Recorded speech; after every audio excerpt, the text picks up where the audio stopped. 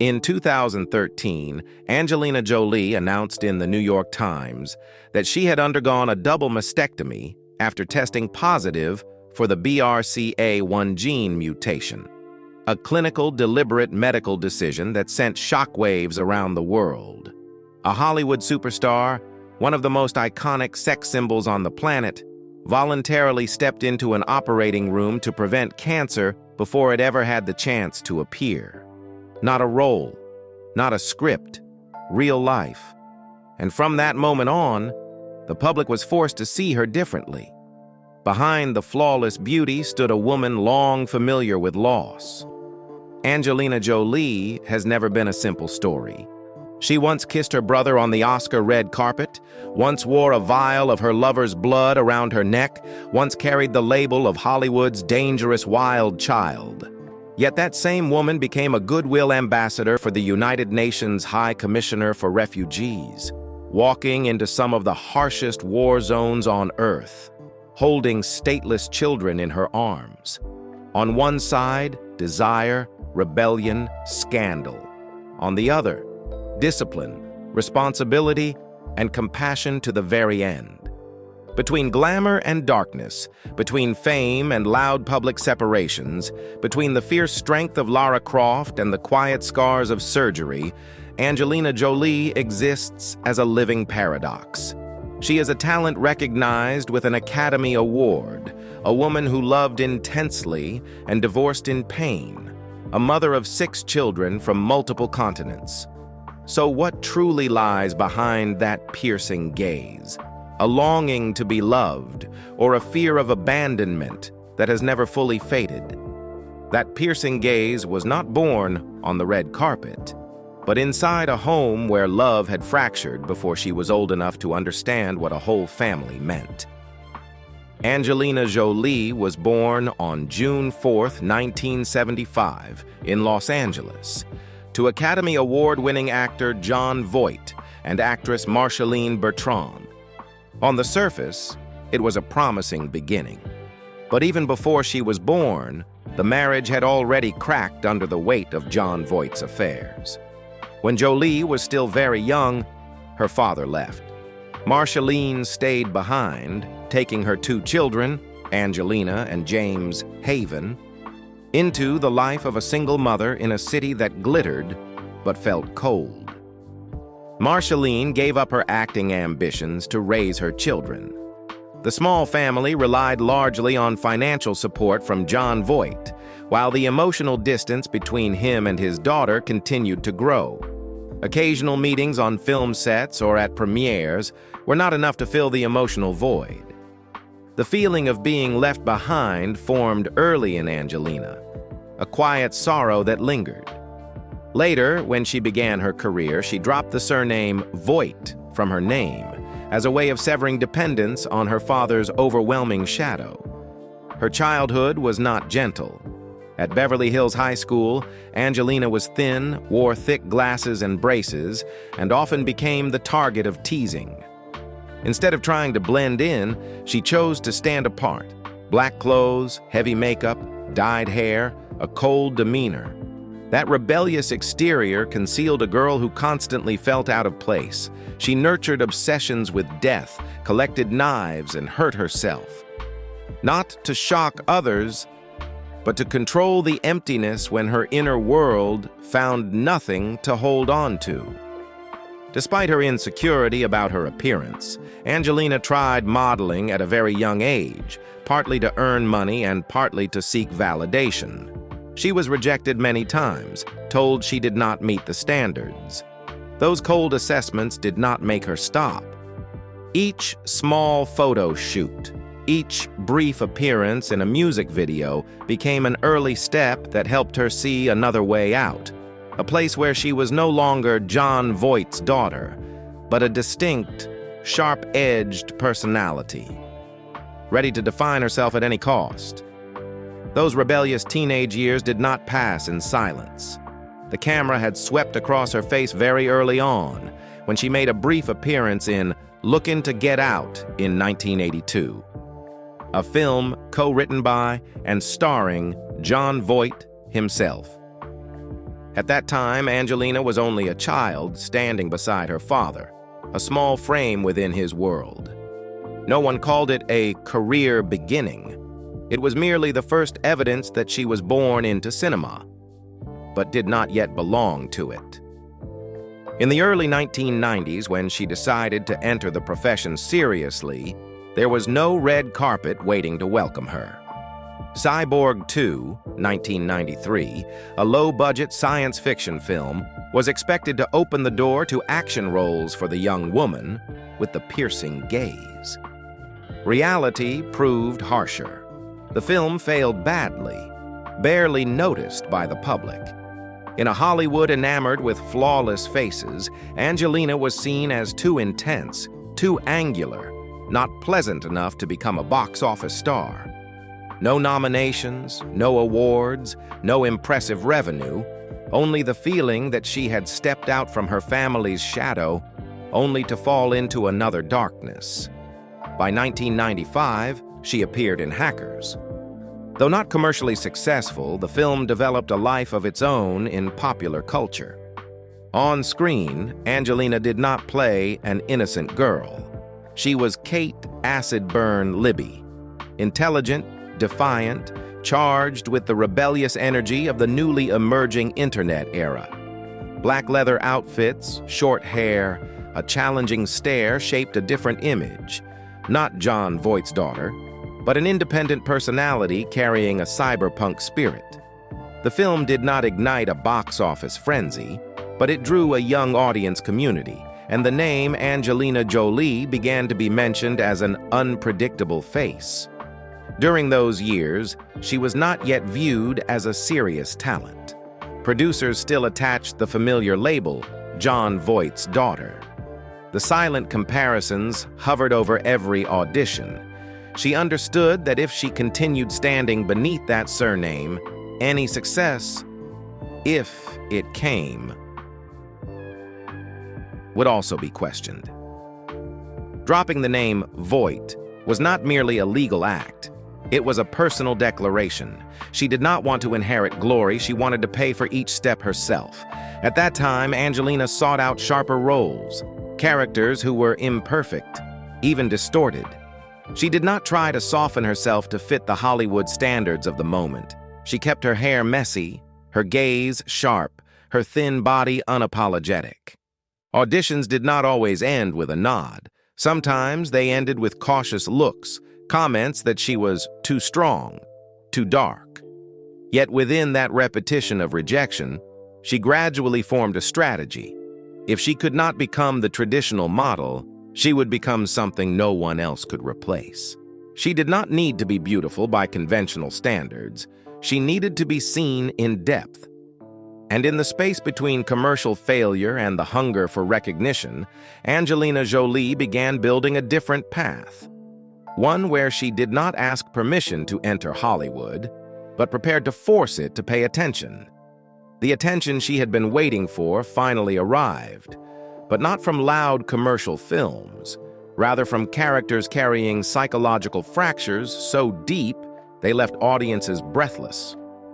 In 1997, Angelina appeared in the television film George Wallace, playing Cornelia Wallace, the second wife of the controversial governor. It was not a central role, not a showy performance. Yet within her limited screen time, she brought a quiet unease. A woman standing beside power without fully belonging to it. The role earned her her first Golden Globe. No longer the rebellious girl from Hackers, Angelina began to be recognized as a serious television actress, capable of controlling a character's inner life rather than merely impressing with a sharp gaze. For the first time, the film industry was forced to acknowledge that behind the edgy exterior was a carefully honed acting skill. A year later, she stepped into a role that nearly dissolved the boundary between art and life, Gia Karangi in Gia, 1998. The film portrayed the life of the famous 1970s supermodel who spiraled into addiction and died of AIDS at 26. It was not a beautiful role in the commercial sense. Gia embodied self-destruction, addiction, the glamour and darkness of the fashion industry. Angelina did not soften the character to make her easier for audiences to accept. She allowed Gia to remain raw, impulsive, fragile, and self-destructive. The breakdown scenes, the vacant stares, did not feel calculated. They felt too real. A second Golden Globe followed, along with critical acclaim. But the price was psychological erosion. She later admitted that she was drawn so deeply into the character that she struggled to separate herself after filming ended. Jolie did not simply play tragedy, she allowed tragedy to enter her, and that left viewers both captivated and uneasy. The peak of this period came with Girl, Interrupted, 1999, when she portrayed Lisa Rowe, an intelligent, rebellious, manipulative psychiatric patient in a mental institution. Standing alongside Winona Ryder, Angelina did not attempt to dominate the frame, yet whenever Lisa appeared, the rhythm of the scene seemed to shift. Her energy was fierce, unpredictable, at times seductive, at times frightening. The role earned her the Academy Award for Best Supporting Actress and another Golden Globe. At 24, she had reached what many actors pursue for a lifetime. But that victory did not bring inner stability. On Oscar night, she kissed her brother on the red carpet and declared her love for her family in a way that sent the media into a frenzy. The press did not write only about her talent. They began attaching a different image to her. Dangerous talent. Uncontrollable star. Hollywood was fascinated by her, yet wary. Success did not soften her. It only intensified the spotlight on the darker parts she had never hidden. After the image of dangerous talent from Girl, Interrupted, Hollywood faced a question. Would Angelina Jolie continue delving into dark psychological roles or step into an entirely different domain? The answer came in 2001, and it altered her position within the film industry in a single summer. Lara Croft. Tomb Raider was not an easy project. The character was already a video game icon, idealized in physique and carrying enormous commercial appeal. When Angelina Jolie's name was announced, skepticism followed. Was she box office friendly enough?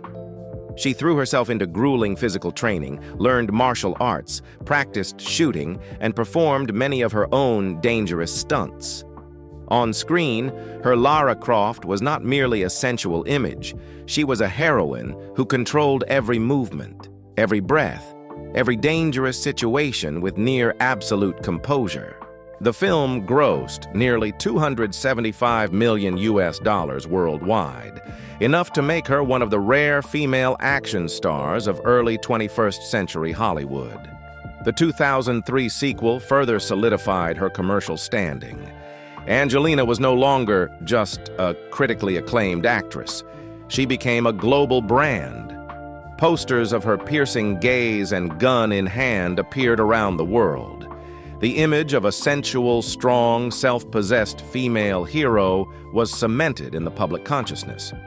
Yet alongside that explosion was another movement, quieter. During the film's promotional period, she began traveling to Cambodia, initially for work, later for something deeper. Visiting refugee camps and war-torn regions, Angelina was no longer standing inside a staged frame. She sat among children who had lost their families, listening to stories without spotlights. In 2001, she was appointed Goodwill Ambassador for the United Nations High Commissioner for Refugees, UNHCR, while the world viewed her as the new sensual icon of cinema. She began shaping another image, a woman walking into places where red carpets never reach. By 2005, cinema and private life collided directly in Mr. and Mrs. Smith. The fast-paced action comedy placed her opposite Brad Pitt. On screen, they were married assassins unaware of each other's true identities. Off-screen, the media quickly detected an undeniable chemistry. The film grossed over $480 million worldwide, becoming one of that year's biggest successes. The mind games, the gunfights, and the quiet moments between the two characters made audiences believe in a relationship that was both dangerous and magnetic. At the same time, a media storm erupted. Brad Pitt was still married to Jennifer Aniston. All eyes turned to Angelina. From action star, she became the center of moral controversy. Tabloids dissected every frame, every gesture. She was criticized, labeled the other woman, placed under harsher scrutiny than any male actor in a similar situation. Her fame soared, but so did the immense pressure. From that point on, the name Brangelina appeared relentlessly in headlines, not merely as a personal relationship, but as a global brand. They appeared together at major events, undertook humanitarian trips, built the image of Hollywood's power couple.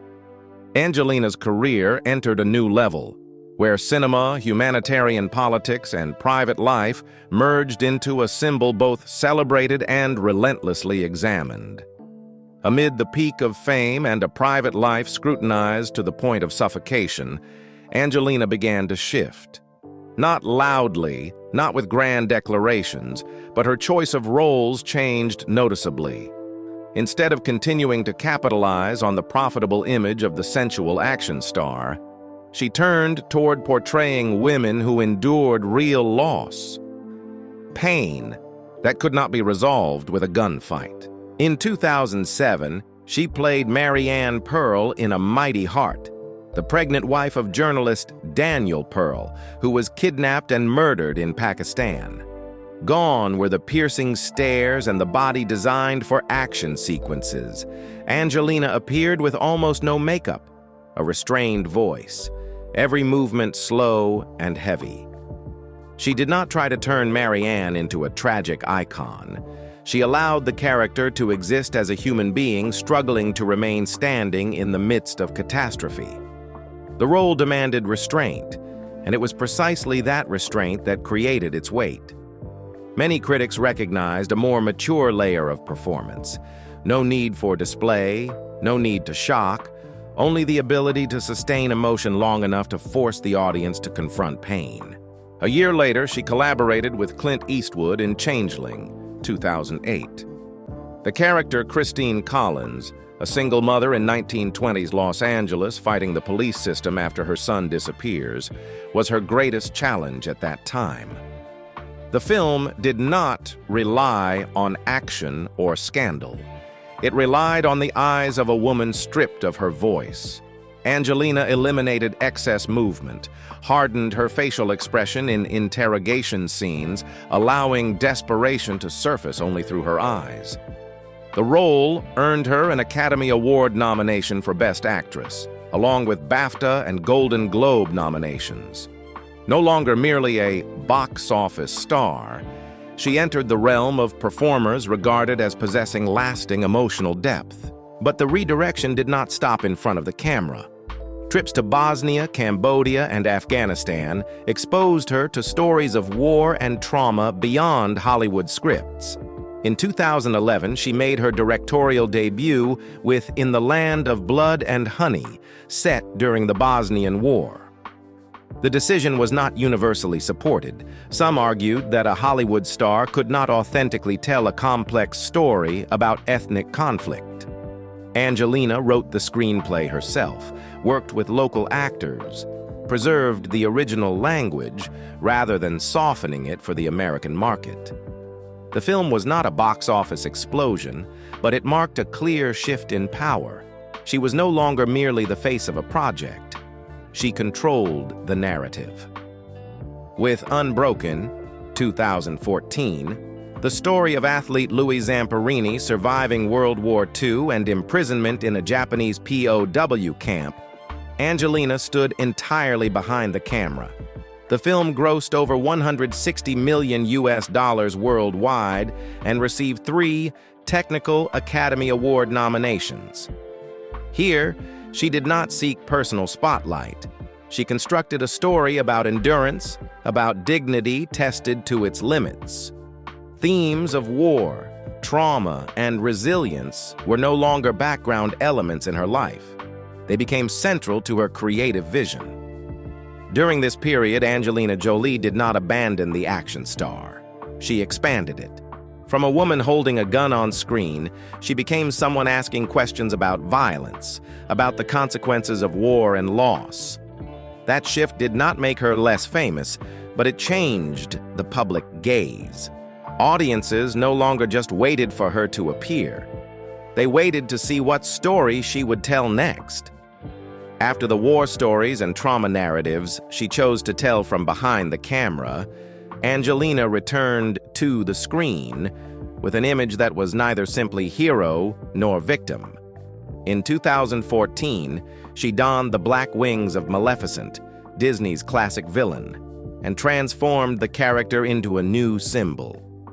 Maleficent was not just a fairy tale, it was a redefinition of evil. Rather than a witch simply jealous of a princess, Angelina's Maleficent was a being betrayed, stripped of her wings, robbed of control over her own life. That cold gaze was no longer a sign of pure cruelty, but the armor of a wounded heart. The film grossed over $750 million worldwide, becoming one of the biggest successes of her career. The 2019 sequel brought in more than $490 million, reinforcing the commercial power of the character. Maleficent standing on a cliff, chin lifted, voice low and decisive. That was strength. But when her wings were cut, when she faced betrayal, audiences saw something else. Pain compressed into power. That duality gave the role a clear, reflective quality. At that time, Angelina, in real life, was also living under the pressure of Hollywood's most famous marriage, within a packed work schedule, under scrutiny at every step.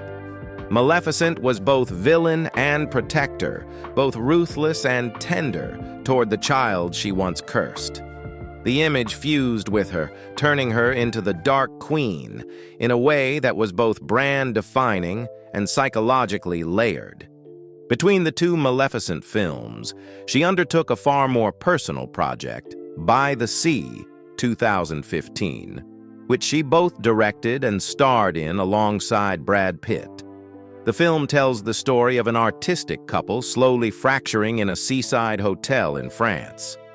There were no action rhythms, no fairy tale elements, only prolonged silence between two people who once loved each other intensely. The global box office was modest, around $3.3 million, and critical reception was divided. But the value of the film did not lie in numbers. It felt like a half-open window into the private lives of two powerful stars. On screen, her character struggles with loss and the inability to connect. The way she looks at her husband is no longer the playful adversarial gaze of Mr. and Mrs. Smith, but one filled with distance. At the time of its release, rumors of marital strain began to circulate. Only a year later, the divorce was officially announced, followed by a legal battle lasting years. By the Sea has since been viewed as an early sign of collapse, a work where art and real life collided to the point of near inseparability.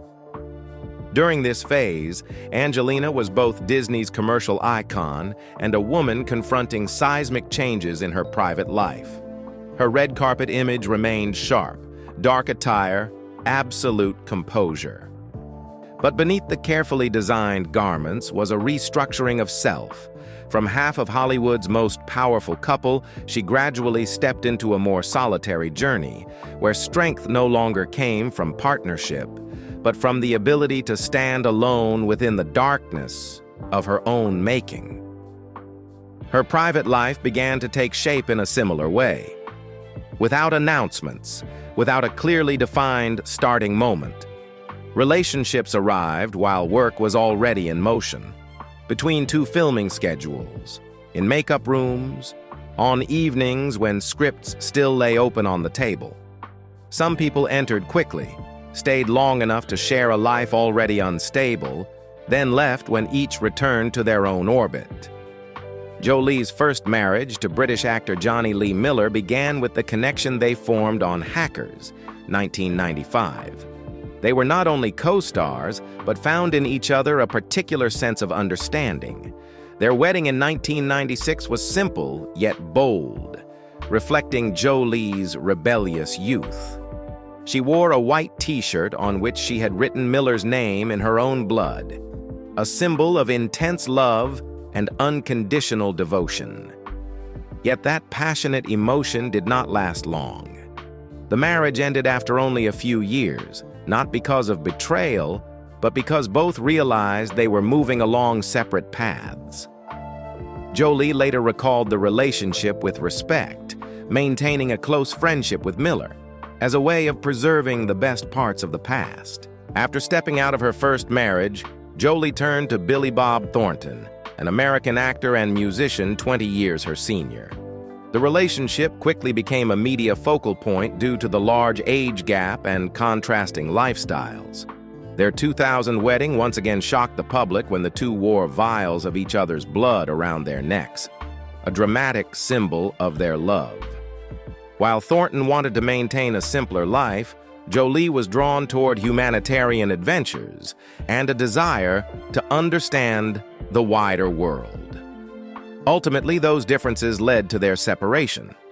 Jolie later admitted that although the relationship did not endure, she did not regret loving with such intensity.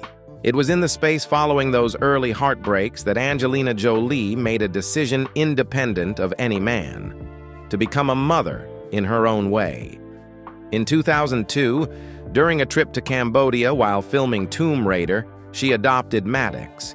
It was not an impulsive act by a star seeking publicity. She entered a complex legal process, learned to be a single mother amid a demanding schedule and constant scrutiny. Her family began with choice, not romantic love. Zahara arrived from Ethiopia in 2005, Pax from Vietnam in 2007. Each child was a repeated decision, to build a home she could control without waiting for a perfect relationship to appear. Then Mr. and Mrs. Smith happened. On set in 2004, Angelina met Brad Pitt, while he was still married to Jennifer Aniston. Intimate photographs leaked, speculation-filled articles multiplied. No one had direct evidence of when feelings began, but the media quickly constructed a love triangle narrative when Pitt and Aniston announced their separation in early 2005. Angelina's name was immediately placed at the center of the storm. She became a symbol of dangerous seduction in the eyes of part of the public, while the film grossed nearly $500 million worldwide. Their love did not unfold in private. It unfolded before millions of lenses. The relationship progressed rapidly. Pitt joined the process of adopting Zahara and later formally adopted Maddox. The family expanded not only through adoption, but also through 3 biological children, Shiloh in 2006, and twins Knox and Vivian in 2008. 6 children, trips to Namibia, Ethiopia, France, family photographs sold for millions of dollars to benefit charity. Brangelina was not merely a couple, but a global brand. They appeared on the Cannes red carpet, then sat among refugees in Africa. Glamour and ideals intertwined so tightly that it became difficult to separate love from image. After nearly a decade together, they married in 2014 at their estate in France. The ceremony was intimate, attended by their children, her wedding dress embroidered with drawings by the kids. It all felt like a declaration that family was central. Yet in the years that followed, pressures began to surface. Work schedules, differences in parenting approaches, lingering tensions. By the Sea, 2015, the film she directed and in which they both starred, told the story of a fractured marriage, and many saw an unavoidable reflection. In September 2016, Angelina filed for divorce, citing irreconcilable differences. The news exploded worldwide. An incident aboard a private flight was investigated, custody disputes extended over years. From an idealized symbol of love, they entered a complex legal battle, including property disputes involving their French vineyard estate. Their marriage did not dissolve in silence. It unfolded through court proceedings, press statements, and a public divided into sides. For Jolie, divorce was not merely the loss of a partner. It was the moment she had to redefine the notion of control she once believed she could maintain. Family remained central, but now she had to protect it under entirely different conditions, facing the media while ensuring her children were not drawn into adult conflict. In the years that followed, she appeared less frequently, more selectively, placing her children's stability above every contract. Angelina Jolie did not abandon love after that marriage, but she no longer placed her future within a romantic symbol watched by the world. Her family was no longer the perfect image on magazine covers, but a structure maintained through determination and responsibility. And amid court hearings, film roles, and humanitarian missions, what she held on to was not the Brangelina brand, but the right to determine her own life, even if the price was passing through one of the most closely followed separations of the 21st century. After marital breakdowns, Angelina Jolie faced another kind of loss, not from love, but from heredity. Her mother, Marceline Bertrand, died of ovarian cancer in 2007 after years of fighting the disease. Her aunt and grandmother also died from cancer. When testing revealed that she carried the BRCA1 gene mutation, doctors estimated her risk of developing breast cancer could be as high as approximately 87%, and ovarian cancer around 50%. Those numbers were no longer distant statistics. They were a direct warning. In February 2013, Angelina underwent a preventive double mastectomy, followed by months of breast reconstruction. She did not keep it private. In May of that year, she published her decision in the New York Times, explaining why she chose surgery before the disease could appear. 2 years later, in 2015, she underwent a preventive salpingo-oophorectomy, the removal of her ovaries and fallopian tubes, entering early menopause at age 39. These surgeries were not merely medical procedures. They altered hormones, emotions, energy, and even body image. These decisions did not unfold on a red carpet. They took place in preoperative rooms, in long consultations with doctors, in nights when the anxiety was not about the next role, but about living long enough to see her children grow up. A mastectomy and oophorectomy are not psychologically gentle acts. They raise questions about femininity, about the body, about identity. But for Jolie, passive risk was more frightening than active change. The social impact spread almost immediately. After her public essay, many countries recorded a sharp increase in women seeking information about and testing for BRCA. Medical experts called it the Angelina effect, when a celebrity uses her personal story to open a global dialogue about cancer screening and bodily autonomy. Her decision was not only private, it reached millions of women standing between fear and choice. At this stage, motherhood was no longer a role accompanying her career. It became the reason for being. Every surgery, every hormonal shift, every post-operative pain was tied to a single goal: to stay. To stay for Maddox, Zahara, Pax, Shiloh, Knox, and Vivian. To stay long enough not to repeat the void she once experienced when she lost her mother. Her body changed, her public image changed, but the decision revealed a different kind of strength. Not the strength of Maleficent spreading her wings, but the strength of a woman willing to remove the most vulnerable parts of herself to claim the right to keep living. From this point, the way Jolie approached her profession changed markedly. She appeared less frequently, chose projects more slowly, and accepted only roles that allowed her to control the pace. For months, then years, her image became more sparse on the big screen, not for lack of offers, but because priorities had shifted. Her 6 children became the absolute center. Court proceedings, prolonged negotiations, and travel between Los Angeles and the countries where she had carried out humanitarian work made her schedule no longer resemble that of a star racing for box office success. That quiet did not mean disappearance. In 2019, she returned with Maleficent, Mistress of Evil. The black wings were worn once more, but this time without the shock novelty of 2014. The film still grossed around $491 million worldwide, enough to prove that both the franchise's commercial appeal and her own had not diminished. During promotional events, Angelina appeared on the red carpet with her children, an image distinctly different from the Brangelina era. Her Maleficent now carried the added shade of a mother protecting her child against a hostile world, a layer of meaning difficult to separate from real life.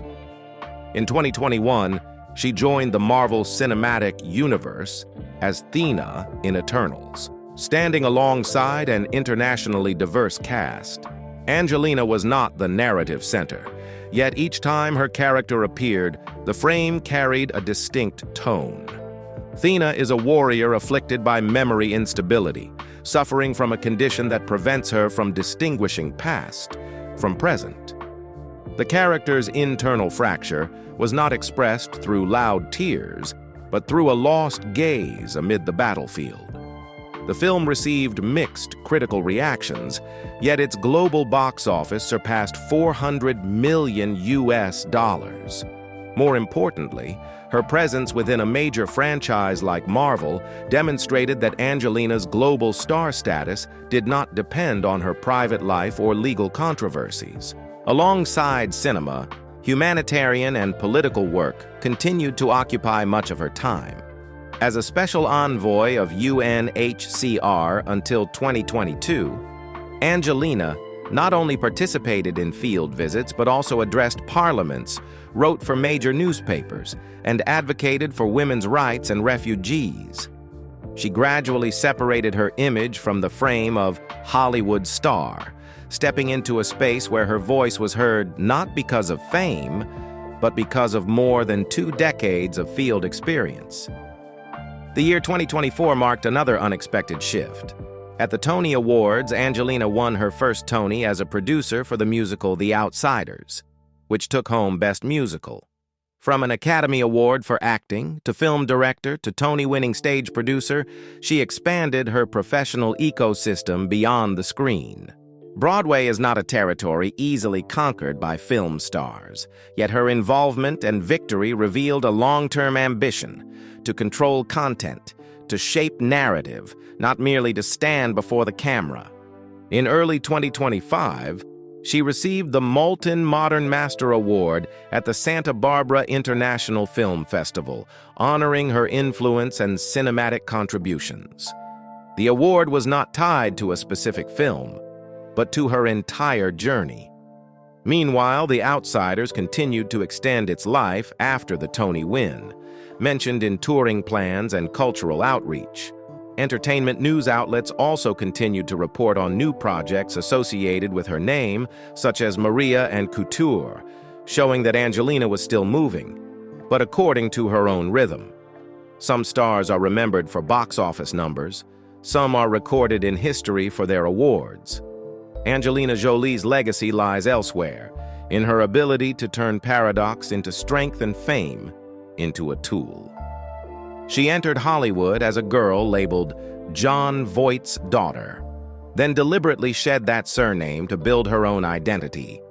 She won an Academy Award at a very young age, became one of the rare female action icons of the early 21st century, then shifted towards psychologically complex roles and eventually positions behind the camera.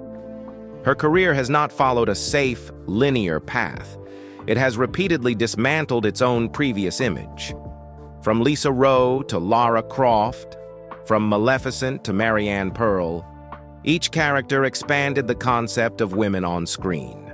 Not merely sensual, not merely wounded, but capable of being both strong and fragile, both controlled and fractured. In popular culture, Angelina helped shape the image of the modern heroine, independent, not waiting to be rescued, unafraid to confront systems of power. But her influence extends beyond cinema. When she publicly announced her preventive surgery for the BRCA1 mutation in 2013, she did more than share a personal story. She prompted millions of women worldwide to seek information about genetic testing and proactive health care. That impact cannot be measured in box office revenue, but in shifts in public awareness. On another level, her more than 2 decades of humanitarian work created a different model for a Hollywood star. Instead of appearing only in promotional campaigns, she spent time in war zones and refugee camps, working directly with international organizations. The image of an actress sitting among displaced people, listening rather than delivering polished speeches, blurred the line between artist and activist. Not everyone agreed with her, but few could deny her consistency in using her platform to speak about war, gender-based violence, and human rights. Within the industry, she expanded the concept of creative power. From an Oscar-winning actress, she became a director of war films, then a Tony-winning stage producer. Her professional ecosystem is not confined to a single title. That sends a clear message to the next generation. You do not have to be confined by the role that first made you famous. Angelina Jolie's legacy does not lie in perfection. It lies in her willingness to be scrutinized while changing, to accept loss when choosing differently from the majority, and to pay the price to preserve autonomy. After all the upheavals, the high-profile romances, the prolonged court battles, and the dazzling red carpets, what remains is a difficult-to-replace image. A woman constantly restructuring herself and forcing the world to view women through a broader, more complex, and more honest standard. When Maleficent's black wings fold shut on screen, when the Broadway stage lights fade after an awards night, what lingers is not merely a movie star. In Angelina Jolie, people still see the image of a woman who has passed through scandal, through fiery love and collapse, through tense courtrooms and journeys into war zones, and still retained her self-determination. The gaze, once called cold, actually holds an entire journey of self-protection and self-healing. Angelina is not remembered because she is perfect. She is remembered because she dared to change at the height of success, dared to step away from commercial safety to tell uncomfortable stories, dared to make private decisions public that affected millions of women, and dared to stand in both light and shadow without asking permission. From a young woman labeled dangerous talent to a global icon, from an Oscar-winning actress to a Tony-winning producer, she did not simply expand her career. She expanded the way the public understands the strength of a woman. And perhaps what keeps the name Angelina Jolie enduring is not revenue or trophies, but the sense that each time she appears, she is living in alignment with her choices, even if those choices make her loved, criticized, or misunderstood. Which moment of Angelina Jolie do you remember most? A role, a decision, or an image you could not look away from? Share your thoughts in the comments below.